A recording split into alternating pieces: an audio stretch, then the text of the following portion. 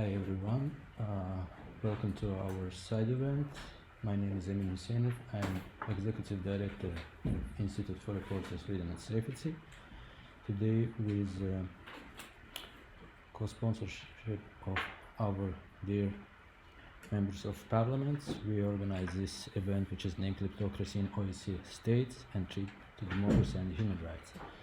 As you know, recent years, the issues with money laundering, the problem which is have corruption exposures, investigative journalists, and other critical voices. Now we need to continue to discuss these important topics, and I want to briefly introduce our sponsors and guests. In the left side of mine, it's Laura Castro.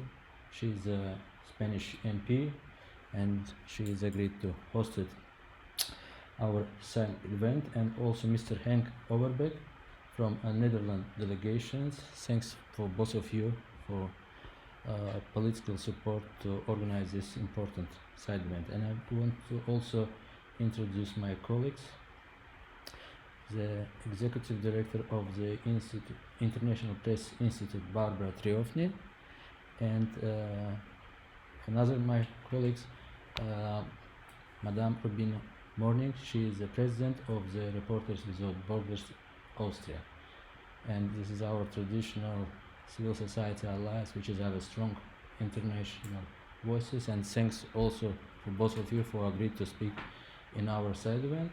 We give the floor also to civil society participants, which is attended to our side event, and to journalists, and for members of delegation, from everyone which is have a question. But first I would love to give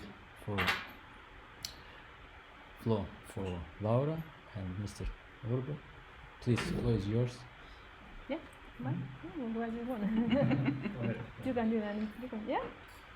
All right. Right. Okay. Thank you very much. My name is Henk Overbeek.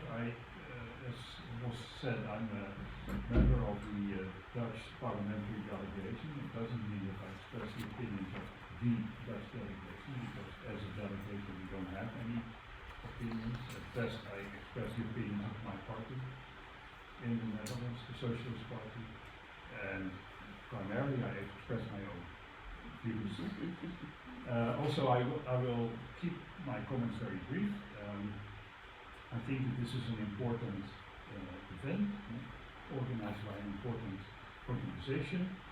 I think that I don't say anything new if I say that a free press, freedom of information are crucial and necessary conditions for democracy and for the defense of human rights.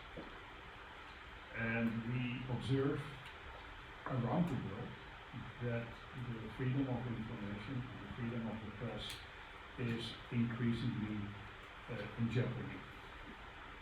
It would be easy and convenient, in particular for me coming from a West European liberal democratic country, to say that this is primarily a problem of authoritarian regimes. Of course it is. Goes without saying, but certainly increasingly these problems also emerge in what are nominally democratic systems. And I want to briefly point to two situations. One big issue in all international debates is the issue of the freedom of the internet, control of the internet, the influence of corporate interests over the flow of data, the flow of information, which opens up all kinds of possibilities for the manipulation of information flows and for the spreading of fake news from whatever corner you can think of. This is a great challenge to the protection of freedom of information, because we need to have certain guarantees that information that is being disseminated can be tested for its validity, and that is increasingly problematic in a reality in which big corporate interests control the flow of data. So that is one issue that we need to, I think, also put on the table. The second issue is the issue of the grip, the strengthening grip of organized crime on the freedom of information, on the freedom of the press. As you see, I haven't illustrated any particular country, any specific situation. I want to make one exception, which is my own country. In the Netherlands, we have gone through, which is, in all the charts, if we listen to our Prime Minister, we're always in the top 5 of the freest and the best and the most competitive systems anywhere around. But even in such a idyllic place, over the past 6 months, we've had the case of 2 national journalists having to go into hiding because of threats to their life by organized crime. We have had several local authorities, including the mayor, the Lord Mayor of my city of Haarlem, who has had to go underground, so to speak, and cannot live in his own home anymore because of very serious threats by organized crime to his life. So the idea that the freedom of the press is let's say, still safeguarded in parliamentary democracies is increasingly a problematic statement, and that only underlines how important it is that we pay attention to these things. So thank you for giving me the opportunity to express my support to this initiative. Thank you, Madam Laura. Castle, next. Thank you. And well, thank you again, Min, for invite to us to co-sponsor this important event. Because I agree with my colleague that this initiative it's necessary to be discussed in these OSCE meetings. So thanks again. I began by definition of kleptocracy. So I take another view of the not the freedom of speech or not the freedom of press, because we have specialists here. So I began with the 2 meanings of kleptocracy. One is a government or a state in which those in power exploit national resources and steal. The second meaning is a government where officials are politically corrupt and financially self-interested. As Emin has yet introduced you, I am a Spanish senator. In particular, I am Catalan, from Catalonia. And I would like you to show some, briefly, in 5 minutes I promise, some figures or some information about 2 topics. One is the Spanish corruption cases, and the second is nepotism in the Spanish judiciary. So, about the Spanish corruption cases, since 2000, there has been more than 2,000 corruption cases in Spain. That is horrifying. It's 18 years, 2,000 corruption cases. Corruption takes place mainly in the area of public procurement and public subsidies. Years ago, it took place mainly in construction sector. 90% of Spanish corruption cases do not take place in traditional public administration, but in foundations, public companies, and other public administrative bodies, where the compensation systems and controls are different. Corruption and fraud is the 3rd major concern of the Spanish population, only surpassed by unemployment and politicians in general. La Comisión Nacional de los Mercados y la Competencia, so translating more or less National Commission of Markets and Competition, state that these crimes cost more than 90 billion every year to the Spanish state. 90 billion every year cost corruption cases in Spain, which is tantamount to the 8% of GDP. 8% of GDP is corruption, is the cost of corruption in Spain. This data means that every single Spanish citizen should pay almost 2,000 euros every year in order to get back all the money lost because of the country's corruption. Furthermore, more than the half of this cost comes from administrative extra charges due to the poor controls in public procurement. The last year, the Council of Europe Group of States Against Corruption, GRECO, criticized again Spain for not implementing any of the 11 recommendations this group made in order to improve transparency and effectively tackle Spanish corruption problems. About the second item is nepotism in the Spanish judiciary. I finish. The four Spanish Association of Judges have denounced several times the nepotist practices surrounding the Spanish judicial powers governing body, the Consejo General del Poder Judicial, more or less General Council of Judiciary. An example, the last year, this council promotes the three of the magistrates that were set aside from the Gürtel case. The Gürtel case is maybe the huge corruption case in Spain because of their close ties to Partido Popular, Popular Party, the former ruling party.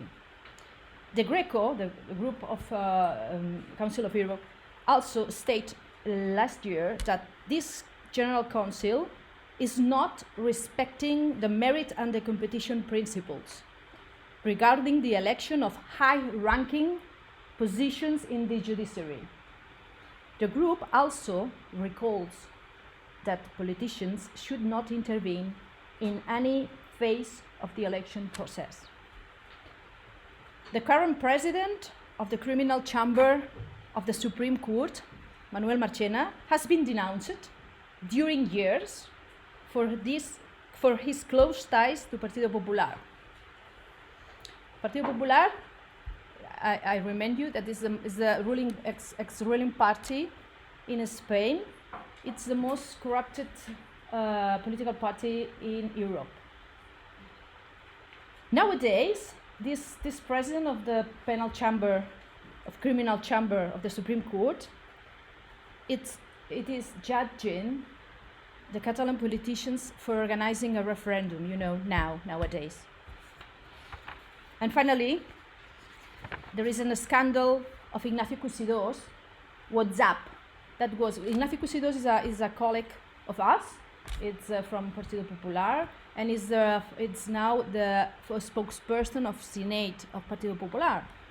And it was he made a WhatsApp revealing these ties. Cusidós said that by having Manuel Marchena, that's the scandal, and it was 1 month ago. So after this brief position of Spanish corruption, I reaffirm and reiterate my appreciation for organizing this and having this opportunity to expose some brief information about the Spanish situation. So thank you very much. Thank you, Laura. And now we give the floor to our speakers. And first I would like to give the floor to Madame Rubina Moni, President of Reporters Without Borders, Austria. Please. Well, thank you. Thank you for being invited. To talk with you and to explain some issues from our point of view. Today, the Kuciak was murdered, and he was 29 years old, and he was an investigating journalist, and he got a lot of news and information on corruption in Slovakia. Corruption, the corporation to deregulate, let's say, European money or money of the European Union to the mafia, to the representatives of the Italian mafia. So it was really hard for the mafia and for the government as well. So around September his murderers were found and they are in prison now, but of course they were paid, so it wasn't their initiative, and until now it's still unclear who. It's about 40 minutes by car, and so corruption, this kind of corruption is coming nearer and nearer inside of Europe, to the heart of Europe, and that's the, I would say, dangerous aspect in this case. The other one was in Malta 1 year ago, 1.5 years ago, on the 16th October of 2017, Daphne Galizia was killed by an autobomb, and she was an investigating journalist too. And so both of them were working on the Panama Papers, and she found out quite a lot of corruption cases in Malta. As small as Malta is, the island of Malta is, the more the corruption is that's covering. And so then she was warned, first of all, and that's quite normal in cases of let's say, investigating journalists who bring themselves in danger because they know too much. So first of all, her dog was killed, and then somebody tried to burn her house. It was a neighbor's house who looked very, very similar, and it was in the midst of the night, and her son just came home and saw it, and so it was, well, it couldn't happen. And then at the last stage, she was killed by an autobomb. And as the children, the 3 children of Daphne insists that she was a victim of the mafia and the Maltesian mafia. Even her sons couldn't stay on Malta anymore, and they're now in France and in America and actually in Germany. So you see that journalists trying to find out well, the truth in so-called democratic states bring themselves in danger, let's say, in this way. And there's no shelter for them, and I think it's very, very good that just at the end of last year the OSCE decided a declaration on safety of journalists, and all the member states, and these are 57 as you know, subscribed it, and that's good. I mean, it's a piece of paper, but anyhow, it's you can take it and show them and say, well, this happened in your country, for instance Slovakia, and can't you do anything in the sense of this paper? And so it's a pity that even in Western Europe, in the Netherlands, and it's incredible, and or into exile, and inside of Europe, so they don't have to ask for asylum. In these few years, let's say, he is a presence of Victor on the way to Ban, and we have to be very careful here as well. Media expert, and she was the head of the media Hungary, because that's very difficult for Hungarian people, as it is very difficult too. And she said, well, she's afraid because the situation there, that there are no free media anymore. And she said, the main clue and media, when we don't care for it, and if we don't. Thank you.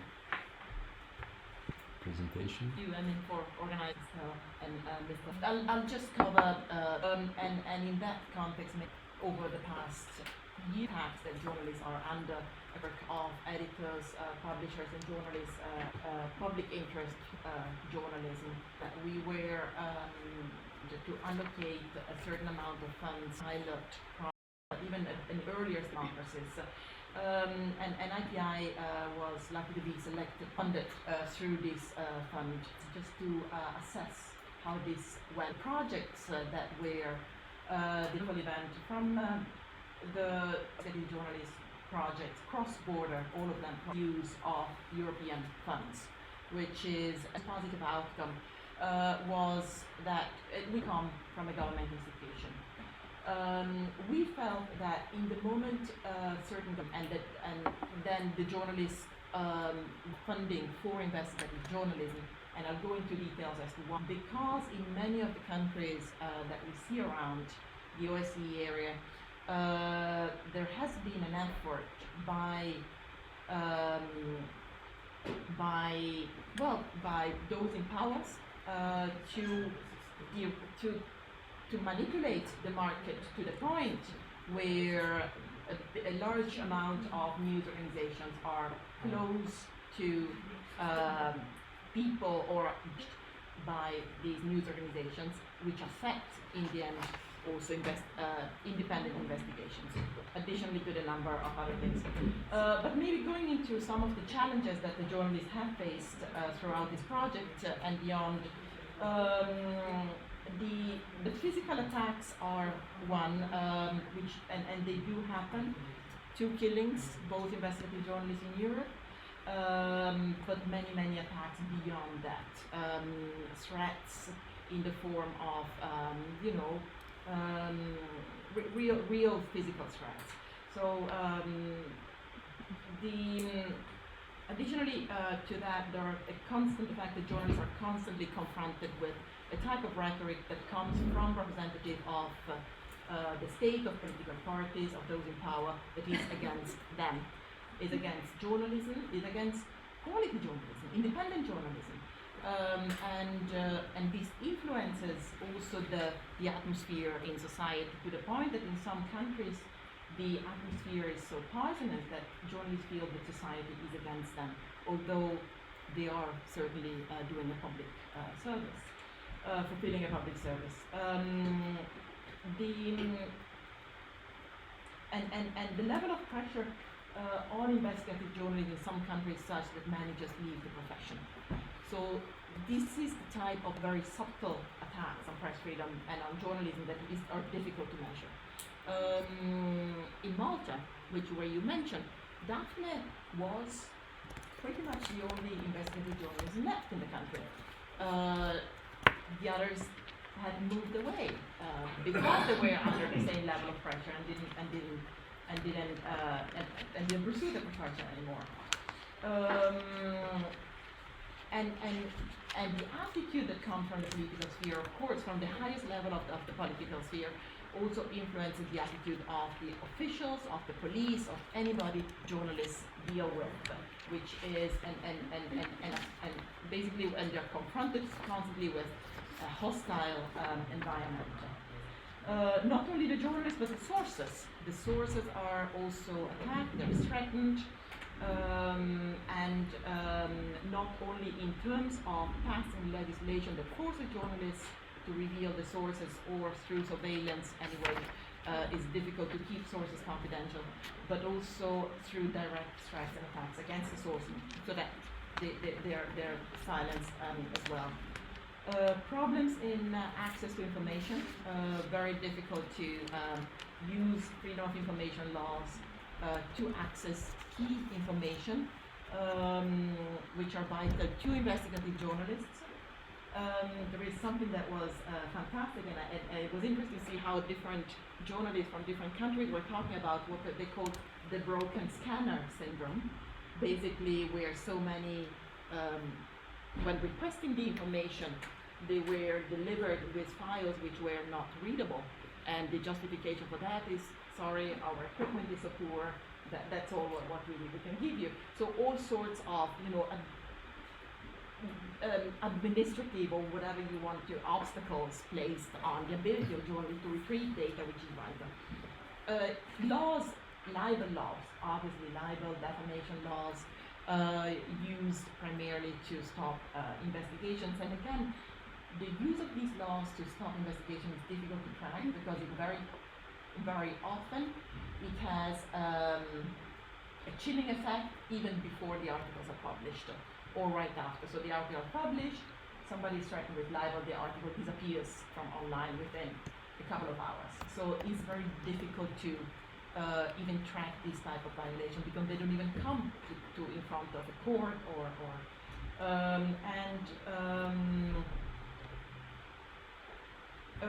but it's not only that, all sorts of laws. In Bulgaria, we heard that, for example, the GDPR was used to block investigations. So all sorts of laws are being used.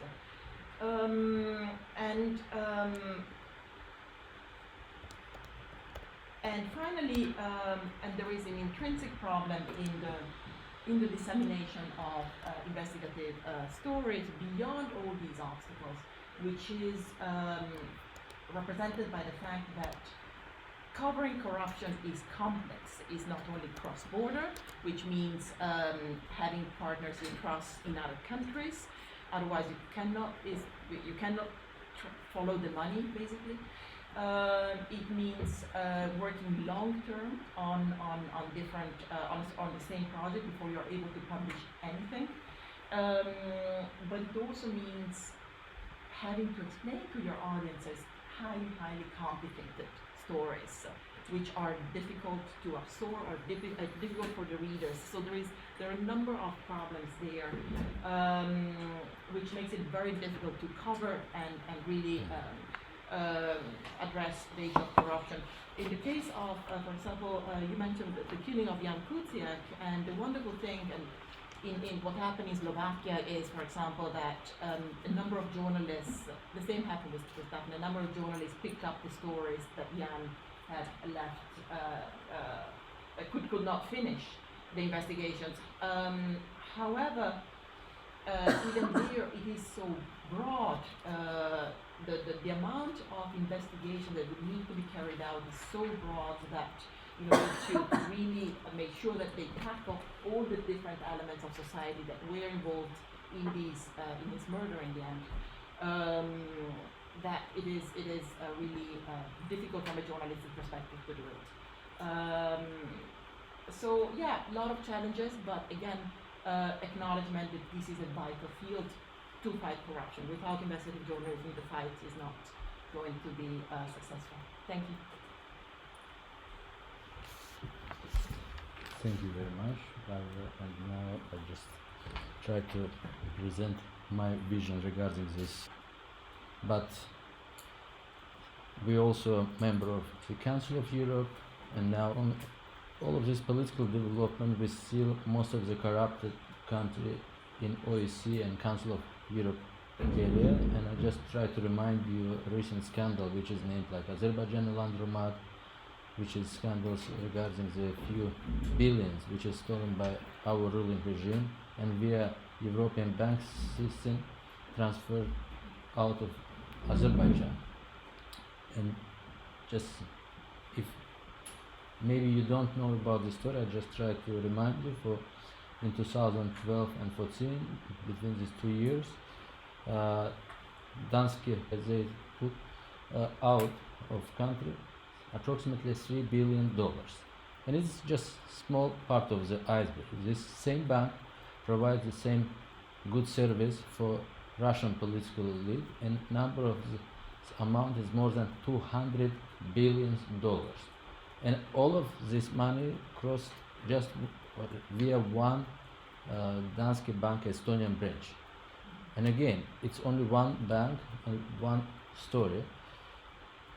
But today, it's clear, as my colleague said before, it's not problem of one of the countries, it's cross-border problem.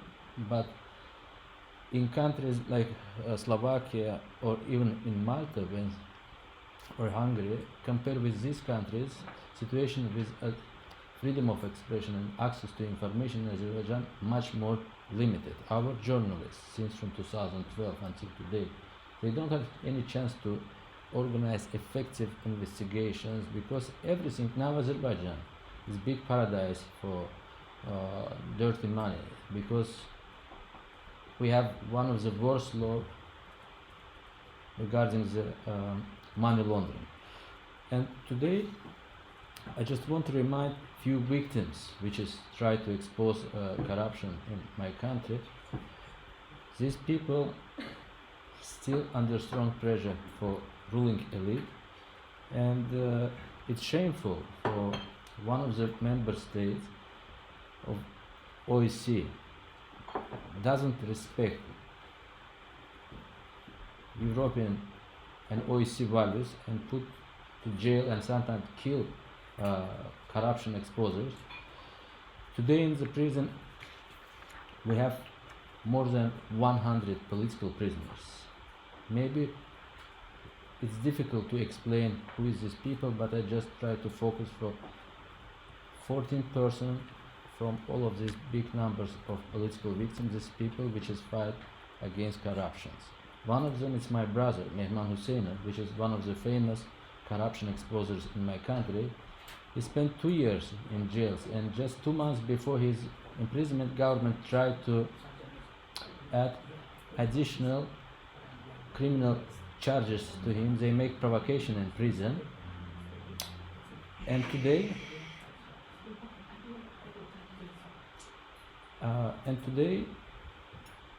after strong international and local advocacy, Azerbaijani government decided to drop these criminal charges against my brother. European Parliament recently adopted resolutions, maybe a couple of also OSCE Parliamentary Assembly members make strong statements, including President Tsereteli and chair of the third committee. But in case of my brother, that charges is dropped, but still situation didn't change. Many corruption exposers, even they are not in the prison like Khadija Ismailova, which is she's one of the team member of OSCE, which is investigate this laundromat case. She's released after strong international pressure, but she's under travel ban, and she's not able to leave the country. And we have many others human rights defenders, anti-corruption activists, which is staying on this condition. Regarding the countries which is we try to follow, I just try to say for it's not only in Azerbaijan. Corruptions connections with Azerbaijan regime have in Malta, in Czech Republic, in Russia, in Ukraine, even in UK.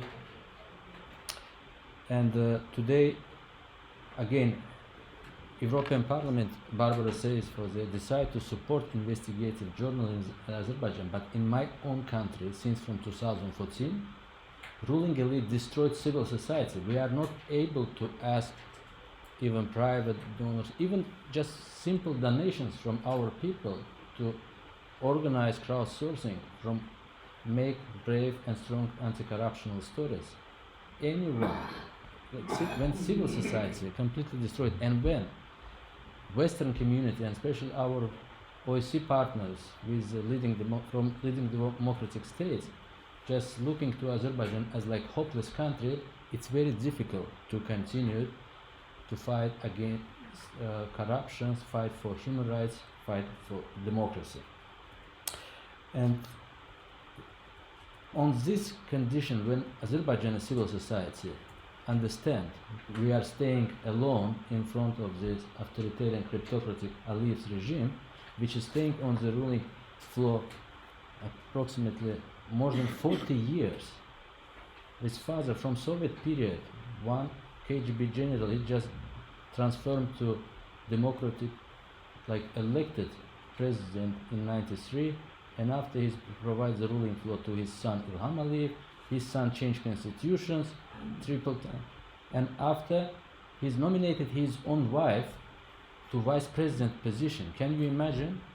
And when my brother criticizes nepotism, this kleptocracy, they put him to jail just few weeks after when he exposed this shameful practice. Now again, thanks for all of you, and Rubina and Barbara. We have organized a few events. We try to make international attention to bring him out, but we need your solidarity and support to bring out all of these victims, and we need to think how to recovering our capacities. And now, final things, what I want to say, we start working with the intergovernmental institution and also with private sector, especially from bank sectors, and we shame them. For example, Danske Bank, we told them, for any money which is you are received as like clear profit, you supposed and you must return back to Azerbaijani people, because if any international institutions like commercial banks received 150 million clear profit for laundering 3 billion, they must return this money back. And we apply for all stakeholders, including in UK. Now the UK frozen 4 bank accounts of these offshore companies, which is registered in Virgin Island, and we call to all OSCE democratic states to freeze all of these stolen assets and start to think to establish the mechanism or work on the framework how to return these stolen assets back to Azerbaijan. We saw this same experience with Kazakhstan when they are created Bota Foundation, but again now the UK frozen 100 million euros from corrupted Azerbaijani officials, and we call to them, don't return this money back to authoritarian and corrupted regime. Save this money, and when we have legitimate and democratic elected power, on this time you are returned back to Azerbaijan people, or otherwise you need to return this money back to civil society, international civil society and Azerbaijani civil society for fight and support the programs for promoting democracy and human rights and freedom of expression. Now I want to finish my very long presentations, and we have the guests also from civil society, and Jenny asked the floor, and you have 5 minutes. Please introduce yourself. And okay, thank you very much, Andrew, for hosting this event, and to all the other guests for your very useful contributions. I will speak a little bit maybe off topic, but I wish to underline also the importance of NGOs who are persecuted for the same reasons, and for exposing cases of not only corruption but also for basic human rights violations in countries of the post-Soviet area. I represent the Open Dialogue Foundation, and actually I'm here on behalf of the president of the Open Dialogue Foundation, who unfortunately herself is a sad example of persecution of human rights activists, since she was not able to join us because she was put on a Schengen information system ban last August from Polish authorities. So unfortunately our problem is that we are witnessing this very discouraging trends in human rights also in European countries that used to be bright examples of transition to democracy. And this is linked to the work that the foundation has been doing, for example, in countries like Kazakhstan, as Emin was mentioning, or Moldova, where clearly the civil society, the space for civil society is shrinking because media, first of all, but also branches of power are in the hands of oligarchs, of very strict elites of powers. So I just wish to thank you for the event that you are hosting, and to say a few words about the importance of the support that MEPs from the European Parliament, but from other important parliamentary assemblies such as the one here today, the importance that this support has for individual cases of not only the president of the foundation, who herself was able to go back to the EU, for example, thanks to the support of many defenders of democracy as you here today, but also for other activists who have to go back to their own countries, and some brave among them are here with us today, and they face reprisals every day in their home countries because they expose this what's going on. And basically the case of Kazakhstan, for example, is very important because torture is common ground, freedom of assembly is absolutely non-existent. The ability for regular citizens to just go out and say that they do not agree with the regime, or write on Telegram that they are going to participate on a peaceful rally, is enough as a ground for to be persecuted, to face criminal persecution and long-term prison sentences. And this is something that we've been working on constantly, because it is important. Even the minor support of like a letter, or the voice can save the lives, or can change the fate, so to say, of individuals in this country. I just wish to say that on this to call on this occasion upon the representatives of the OSCE PA to continue this support, but also to ask for to demand for more specific actions and concrete actions to be taken with regard to individual cases, and to publicly intervene in this case, because that is again something that may change the fate of these people, to ask for the implementation of the recommendations that are given at the UN level and that are disregarded, again in the case of Kazakhstan, for example, and to support all those human rights defenders, activists like Irina Semenova, or lawyers like Batagos Jardimali, whose brother is a hostage currently in Kazakhstan. And the political prisoners, for example, Mukhtar Jakishev, Max Bokayev, Ablovaz Jumayev, and all these people who face persecution just for the freedom of expression. So this is all from my side. Thank you for listening. Thank you, Jane, for very important message. And now we open floor for remarks and questions. Before to say something, please introduce yourself, and we have still time. Please. My name is Alexei Turbure. I'm from Moldova, and Moldova, unfortunately, is also today very well known as one of the versions of this laundromat, Moldova laundromat, who directly was involved in the famous Magnitsky case, and through Moldovan banks, $20 billion from Russia was laundered, and normally it was possible with the implication of the authorities, and everything is interconnected. We were speaking also about the freedom of expression.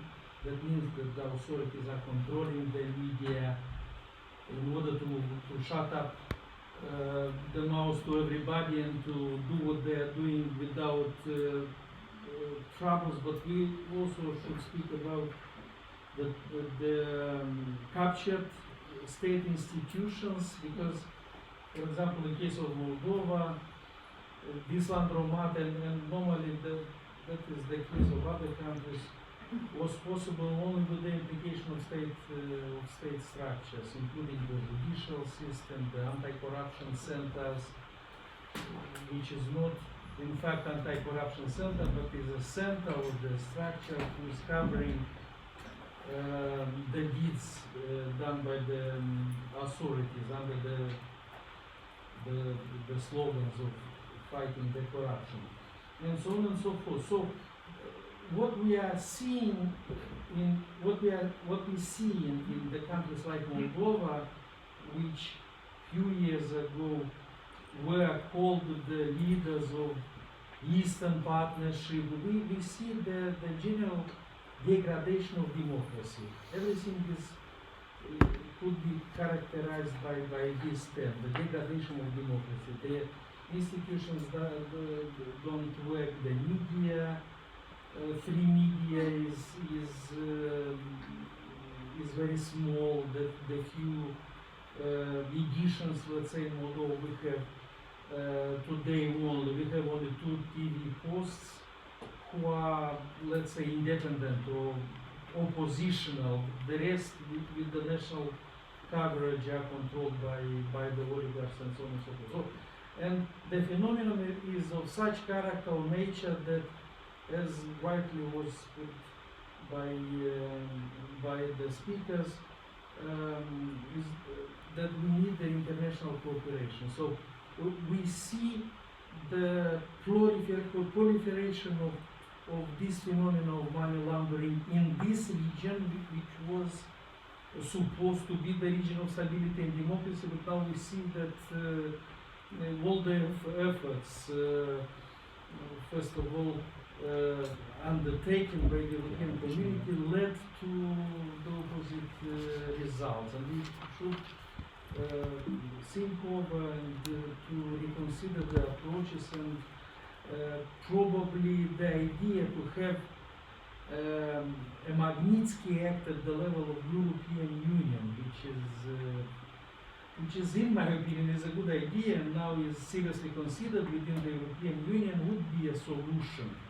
And here we will have the response to those who are laundering money, first of all, and also to those who are violating the human rights, because it went hand to hand, these two phenomena. So I believe that there are possibilities for an effective response to this, but we really need the international cooperation and the common efforts on that. Thank you very much. Please. Hello, everybody. It's nice to be here. Thank you for coming, and thank you for the interesting discussion we're having here. I'm from Kazakhstan. My name is Sadikova. I would like to tell just a few comments on Kazakhstan, from home country. Definitely, the problem of kleptocracy and the corruption is very high in our country, unfortunately, in our society. With the president being in charge of the country for almost 30 years, definitely when somebody stays in power for such a long term, it definitely is accompanied by a high corruption level. And of course we have it on many, on the vertical level, corruption is very developed in Kazakhstan, and we know that certain families and clans are in charge of all the natural resources and assets, and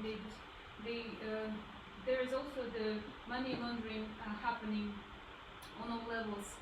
And because we have this issue, there's been recent a scandal regarding the daughter of our President Dorica Nazarbayeva. Her $3 billion were just frozen in one of the Swiss banks. We know that more than 200 billions are actually stolen, but it's not everything probably, but just something which has been started to be investigated by some of the journalists. But definitely, whenever it starts to happen, I mean the investigation, people are persecuted, and majority of people who investigate those money laundering and other corruption cases, those are Kazakhs who live abroad, the journalists, Kazakh journalists, and the political refugees who live abroad. And they're somehow able to get some information and materials from international, like the banks and other organizations, and so somehow they track what islands have, or what kind of offshores have the Kazakh money.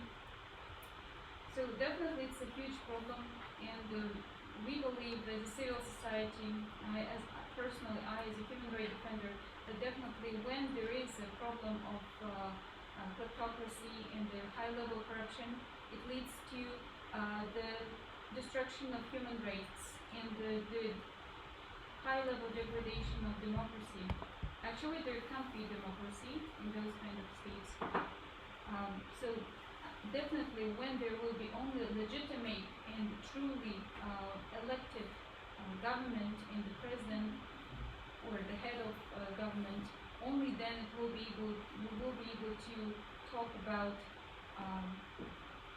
some of the solutions and about the return of those assets. I mean, money which is kept in offshores at the moment. Just for comments. Thank you. Thank you very much. And please. Yes, thank you. I will try to be very brief. I am another brother from the delegation and presentation of Spain in OSCE. And what is about what I have listened from Mrs. Laura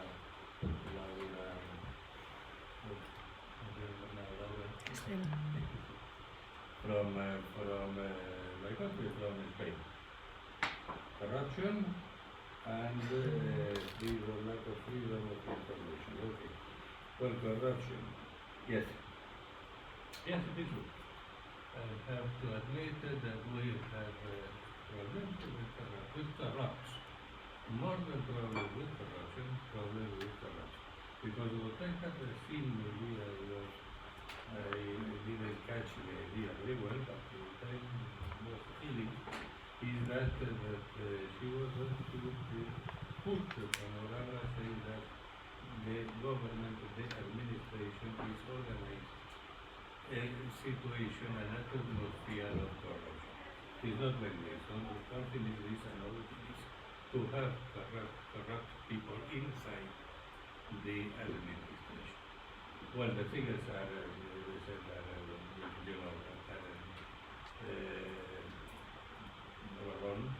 around 8% of the gross domestic product is commercial. Nobody believes nowadays the figure is less, but it doesn't matter. €1 is too much. So it doesn't matter. The figures are too big, but what we have to say is that these people to fall into corruption, very important, high representatives of these people are now in prison. For example, two former ministers, for example, several deputy members of the parliament. The political party which was in power, the Partido Popular, lost the government for this reason. So what are we talking about? What do we want? Do we want to create societies composed of sane people without anybody being able, without anybody thinking of the possibility of taking an euro from another person? Or we want national organization in which corruption is prosecuted and if someone takes money from other people, this person risks to be prosecuted, jailed and sentenced and sent to prison. In that case, I think that the situation is not so bad. It is clear. It is true the Council of Europe has criticized the Spanish administration for lack of transparency. I have been 5 years working with the Council of Europe in Madrid in the Foreign Office, but I was the partner of the Council of Europe in the Foreign Office. I can assure you that no country, when you receive a visit inspection of the Council of Europe, no country receives a perfect maximum mark, because perfection doesn't exist in our world. All countries receive a list of recommendations. For example, my country, Spain. And if you take the last visit of the Council of Europe, you would see that the first sentence of the recommendation is we have to set full stop. Nevertheless, the more efforts have to be done in another list, because there is always a list of recommendations. Taking that, or saying that the country is an example of corruption, it is too much to say, honestly, it is too much to say. And on the other hand, the freedom of information. There is a lack of freedom of information. So I thought that this meeting was for that, for freedom of journalism, not for corruption. But all things that we have listened a moment ago can be read in the Spanish newspaper. All things. All that you can find then in the newspaper related with the Socialist Party, nationalist from Catalonia, from that country. In all newspapers, you can read what we have been listening a moment ago. And yes, Mr. Martena, Mr. Martena, has been criticized for being close to Partido Popular. Well, apart, they control, they have controlling the legal power, and on the other hand, they have the contact with authorities, so they can be stupid. I don't know or explanation. And another explanation, this gentleman belongs to the Partido Popular, the Socialist Party, should also because he has been put in the Supreme Court when the Socialist Party was in power. So who is more stupid? The Socialist Party, the Popular Party, the whole politicians, and how can be so stupid and rule like that? Yes, it has been also criticized, but it has been criticized by people related by the ones who are going to be. Thank you very much. Thank you very much. And we have two more speakers. Please introduce yourself, and after I give the floor to you. Hi, my name is Akif Abdullahi. I'm from Azerbaijan. Also, the political topic was general, and the event was supposed to be convincing all participating states. We focused only on one state, which indicates that you either did not do your homework properly or have hesitated to extend the period for constructive discussions and should not to be used to voice usual ungrounded allegations. Thank you very much. You're representative of permanent missions, yeah? Or No. introduce yourself. Good afternoon, I'm Ben Daniel from Malta. First of all, let me condemn once again the killing of the people in Malta. No one should be killed, especially in Malta itself. First of all, that Kleptocracy was an investigative journalist. Sometimes was an investigative journalist, other times was most was that we are pointing the things which were said, pointing to what we can do as because she was killed because of investigative journalism. Some 3 years ago, alleged corruption with regards to our Prime Minister, to his wife, and 2 years later, some months ago, which were published by Definition Polizia, were fabricated. It was all a fake. I'm not saying this to justify it, no one should justify it, but these things should not actually. So, for the point fingers at one time, alleged certain things about the picture was painted was very different from the other. Another point which was mentioned, that Malta, that definitely was the only investigative journalist from Malta, and now there are no other investigative journalists. Another point, there are independent newspapers in Malta. Some of them have been historically seen as against the party building. So to say that there are no other investigative journalists in Malta after the killing of Kleptocracy, it's a smash in the face for the other investigative journalists, independent journalists who are in Malta, but they had to say things to point the bigger picture because there are some certain allegations which were said clearly some minutes ago. And I must point out that various reforms Malta did and adopted in the last few years, regulation of political party financing, which is very important in a functioning independent judicial system, to the safeguarding of whistleblowers, removal of the restricted period of corruption, offences committed by politicians, such as myself, so we regulate the politicians and with regards to the specific period of corruption, regulation of public appointments, appointment of a commissioner for standards in public life, further regulation of judicial appointments and judicial accountability, and even enactment of the media and defamation laws strengthening mass media, especially for the criminal libel, journalists who are prosecuted criminally for something which they said and written, So I must say that we are not perfect, we will never be perfect, but this victimizing of Malta, that's all. There was a killing of a journalist, this should never happen again. Nothing justifies the killing of a journalist, but let's not point the wrong picture, but to show the truth and the right picture. All not instances. Thank you. And now, yeah, you have, if you have a remark or response. Yes,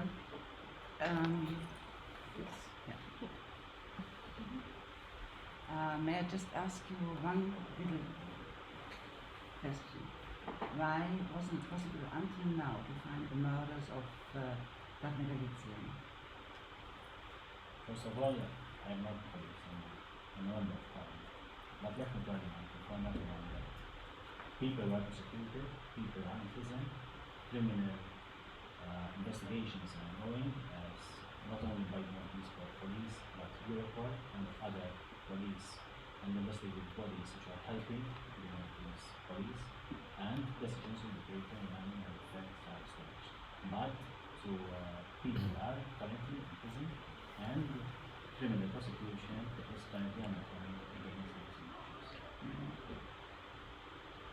So it will take some time, maybe not only some, but a lot of time, to find out who paid the murders or who didn't. Did they kill Daphne by themselves just because of kidnapping?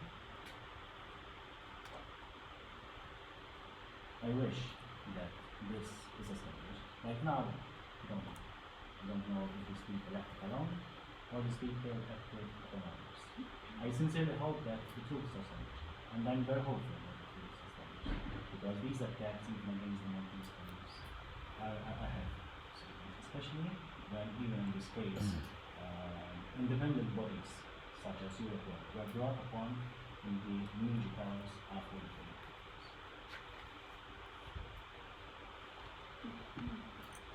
Thank you. I just try to give you updates. Today, for example, in Azerbaijan, one of the journalists, which is exposed corruption, criticized regime, it's Azerbaijani court decided to put him on probation for 5 years. Like, just every day, every week we have a negative cases like this. But coming back to this general stuff, Russia, for example, it's huge country which is exports the oil, and still Russian people is one of the poor people. Same things with Azerbaijan or Kazakhstan. We are exporting oil to the Western countries, but which kind of benefits we have, like people, it's big questions. My country received $165 billion for last 15 years, and more than $60 billion accumulated in the Western banks via these laundromat mechanisms. And most of these banks, it's not banks of the like some kind of corrupted state like in Africa or in Asia or in Latin America. It's Danske Bank, from countries which have zero tolerance of corruption, which is officially announced by Denmark. This is from Estonia, from one of the Baltic states which have revolutionary legislative changes from last 20 years. And I'm agree with Rubina for, okay, these scandals happened in 2012 and 14. Why European democratic countries not investigated these billions, not few billions, it's hundreds of billions money laundering issues until today. Yeah, it started as investigation, 20 persons jailed in Estonia, few people in Denmark, but that is not enough. It sometimes takes time. In UK, for example, the case with Azerbaijan state banker's wife, UK established the first case, The simple wife of the Azerbaijani oligarch, she spent just 16 million pounds in Harrods. She's, if we calculate or compare her with another president family member, she is no one. She is just small figure. You can imagine how president family spend it there, why they are not investigated there.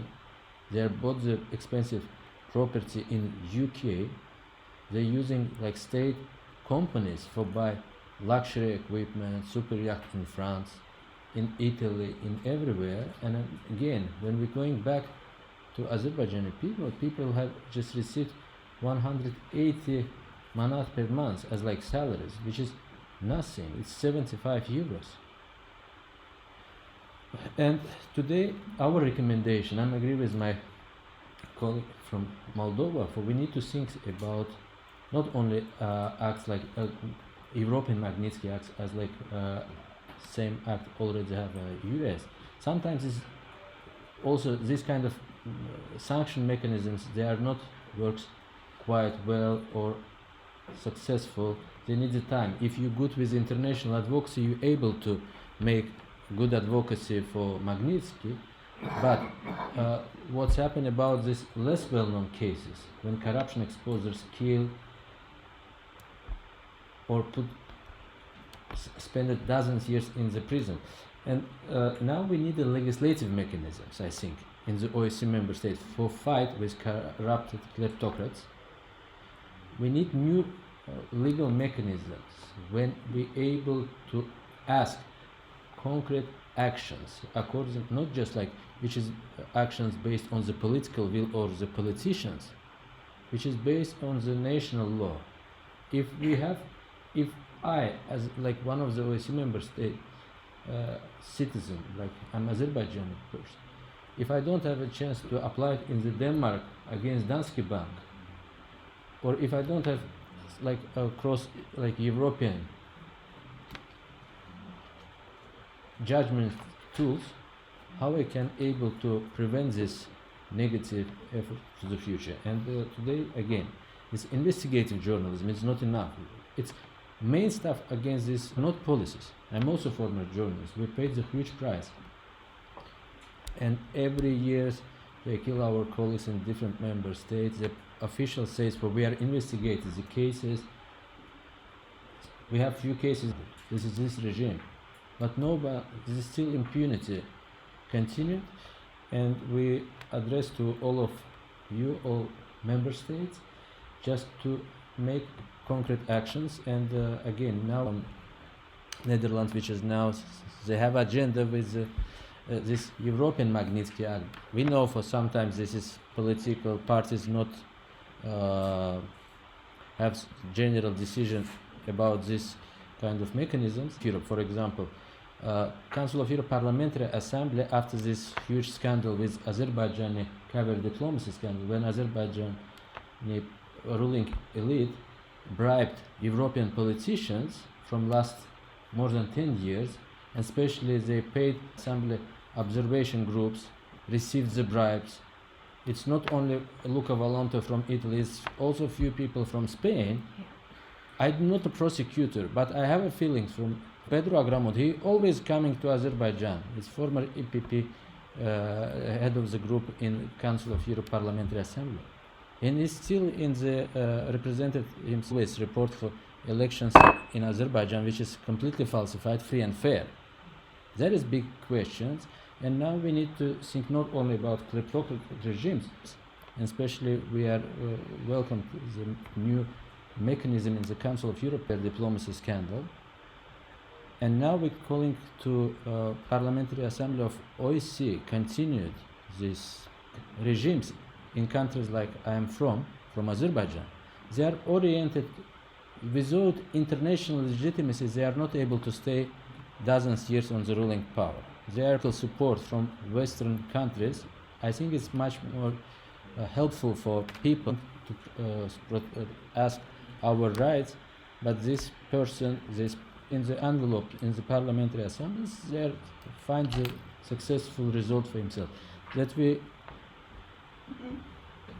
yeah. What mechanisms parliamentary assemblies can create to contribute to fighting these.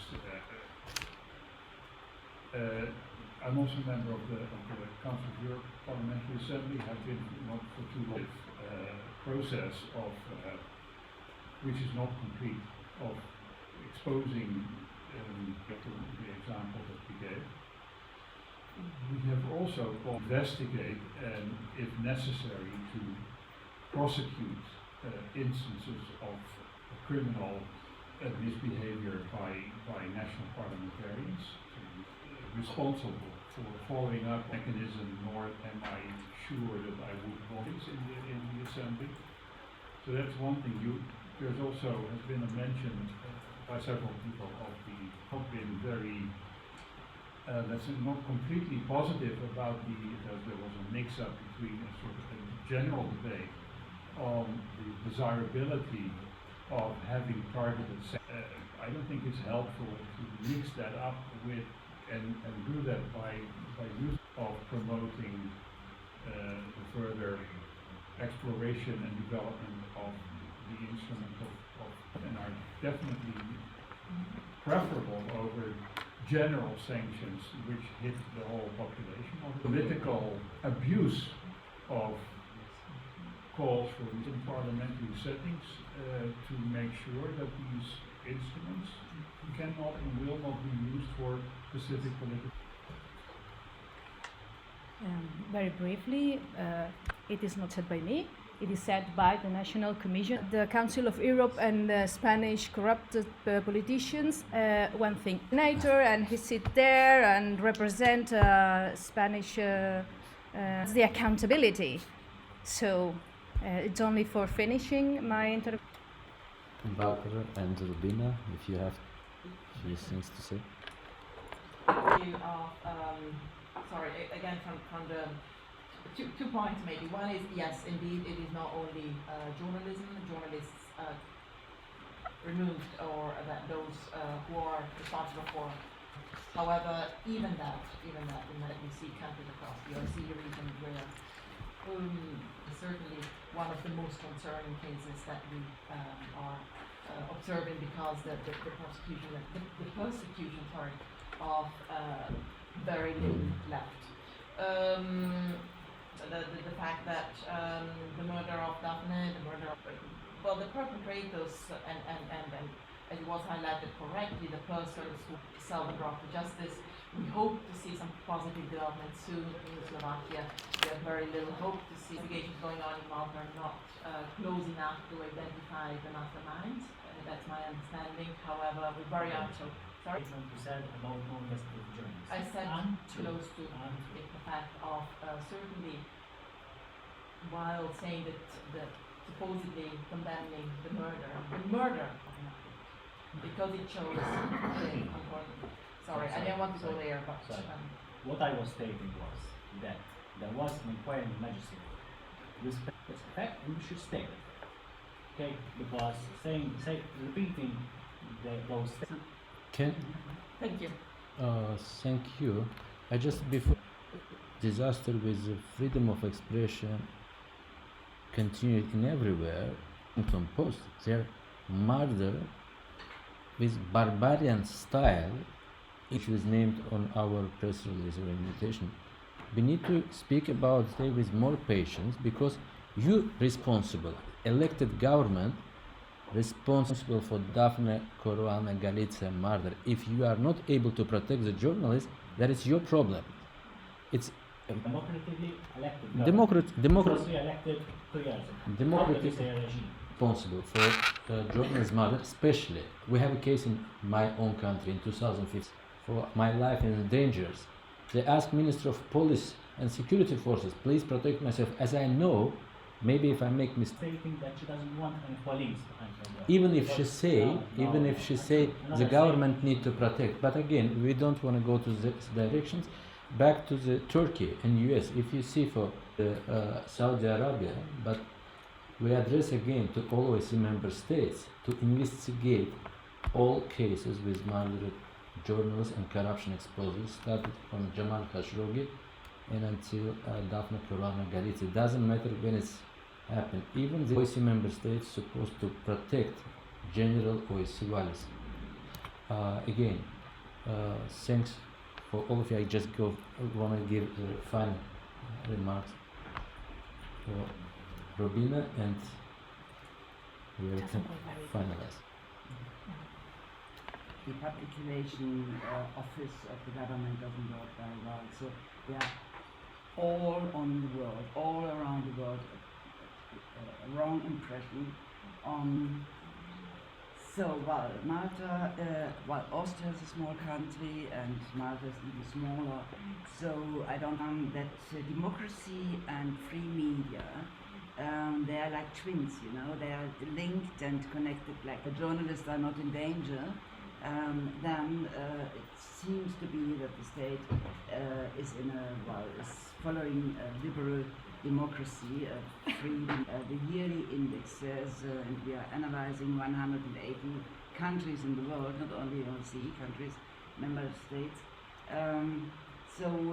It's quite good barometer to see where cases the democracy is more and more in danger, and therefore press freedom and even freedom of that, then we could publish this, because we publish every case we know about, and we are doing our research work as well, so to be clear, and what to do, and that's visible what they are doing, and so they have to stop it a bit.